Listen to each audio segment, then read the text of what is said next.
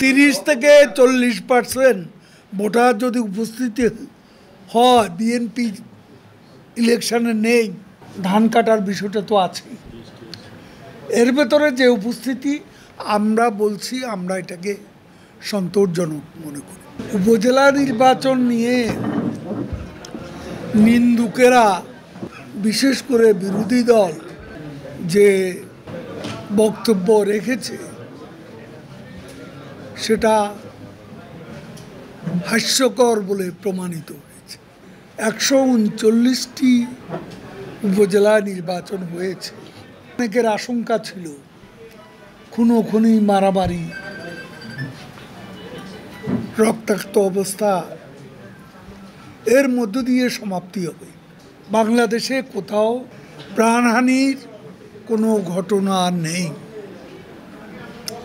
এবং কিছু কিছু জায়গায় ছোটোখাটো বিক্ষিপ্ত কিছু ঘটনা ঘটেছে, কিছু আহত হয়েছে। প্রাণহানির ঘটনা নেই, যেটা আমি বলেছি। আর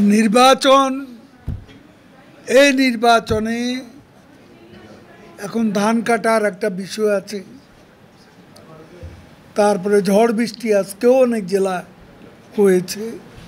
সকালবেলা ভোটার উপস্থিতি, নির্বাচন কমিশন সর্বশেষ যেটা বলেছে 30 থেকে 40%, সেটা আমি মনে করি এই পরিস্থিতিতে সন্তোষজনক।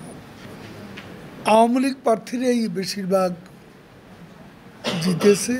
আমরা মনে করি টার্ন আউট সন্তোষজনক, যে প্রাণহানি ছাড়া একটা নির্বাচন, এটাকে শান্তিপূর্ণই বলতে হবে।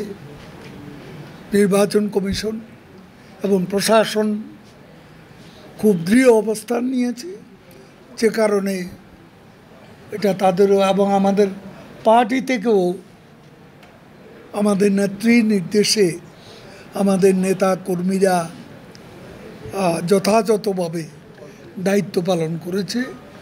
সে কারণে একটা শান্তিপূর্ণ ইলেকশন করা প্রথমভাবে সম্ভব হয়েছে।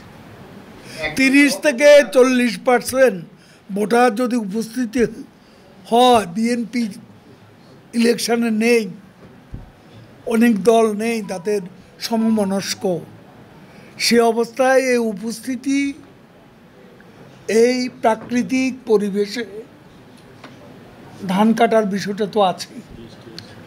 এর ভেতরে যে উপস্থিতি, আমরা বলছি আমরা এটাকে সন্তোষজনক মনে করি।